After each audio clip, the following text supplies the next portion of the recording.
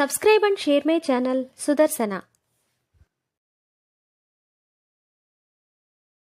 శ్రీమాత్రే నమః. శ్రీ గురుభ్యో నమః. శ్రీమద్దేవి భాగవతము 9వ స్కందము. నరకకుండములు, వాటి యందు ప్రవేశించు పాపులు, పాపముల వర్ణనము.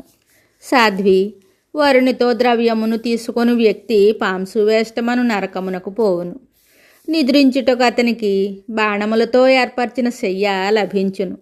నా దూతల దెబ్బలు తినవలసి వచ్చును. కుతర్కములు చేసి బ్రాహ్మణుల నోరు మూయించువాడు, బ్రాహ్మణులను భయముతో వణికించువాడు ప్రకంపనమను పేరుగల నరకమున పడును. స్త్రీ కోపముతో రోషముతో తన భర్తను చూసి కటువచనములు పలికినచో ఆమె ఉల్కాముఖమను నరకమున పడును. నా దూతలు బెత్తముతో ఆమె తల మీద కొడతారు. తరువాత మనుష్యయోనియందు జన్మించి ఆమె విధవయ్యి రోగగ్రస్తురాలగును. వేశ్య వేదన కుండమున, పుంగి దంతతాడన కుండమున, మహావేశ్య జలరంధ్ర కుండమున, కులట దేహచూర్ణ కుండమున, స్వైరిణి దలన కుండమున, దర్శిని శోణకుండమున యాతనలను అనుభవించుచుందురు. నా దూతలు వారిని కొడుతూ ఉంటారు. ఈ పాపులైన స్త్రీలు మలమూత్రాది అపవిత్ర వస్తువులను తింటూ నిరంతరము కష్టములను అనుభవిస్తూ ఉంటారు.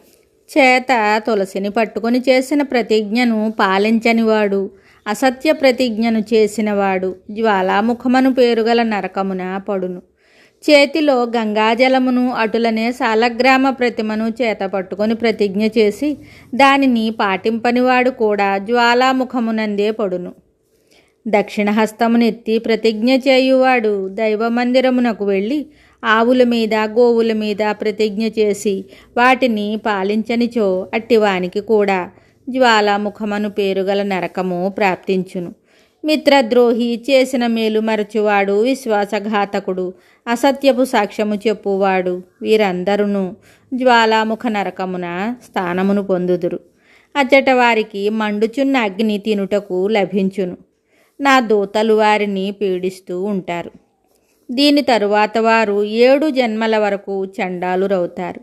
గంగాజలమును చేతబట్టి ప్రతిజ్ఞ చేసి దానిని అమలుపరచనివాడు 5 జన్మల వరకు మ్లేచ్ఛుడుగా ఉంటాడు. దేవి, సాలగ్రామము మీద ప్రతిజ్ఞ చేసి దానిని పాటించనివాడు 7 జన్మల వరకు మలమునందలి పురుగుగా పుడతాడు. ధారాళముగా ఇచ్చేదనని అసత్యపు ప్రతిజ్ఞ చేసినవాడు 7 జన్మల వరకు సర్పం అవుతాడు. దీని తరువాత బ్రాహ్మణేతరులకు పుట్టి శుద్ధుడవుతాడు. దైవ మందిరమునకు వెళ్ళి అసత్యమును పలుకువాడు 7 జన్మలు పూజారిగా పుడతాడు.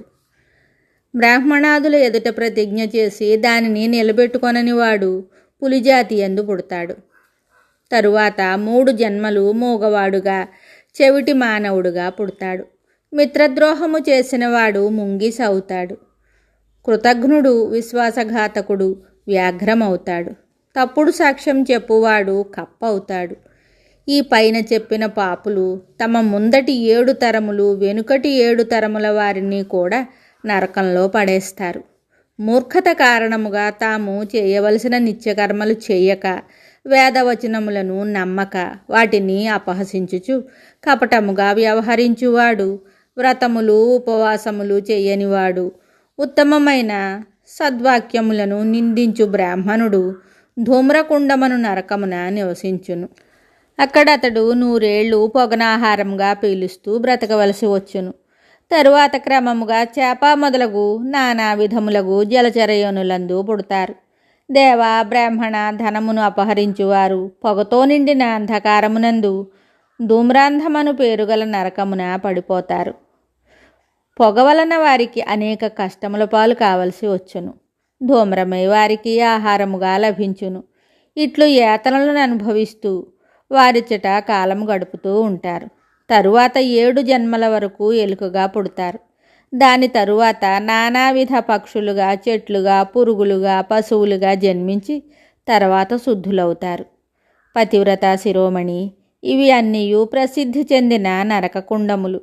వీటిని నీకు తెలిపితిని. ఇవే కాక అప్రసిద్ధములైన చిన్న చిన్న నరకములను కూడా లెక్కించితిమి. దుష్కర్మల ఫలితమును అనుభవిస్తూ పాపులచే ఈ నరకముల మూలమూలలు నిండి ఉంటాయి. కర్మఫలము అనుభవించుటకు ప్రాణి నానావిధ యోనులందు తిరుగుచుండును. దీనిని ఎంతవరకు చెప్పగలం? శుభం.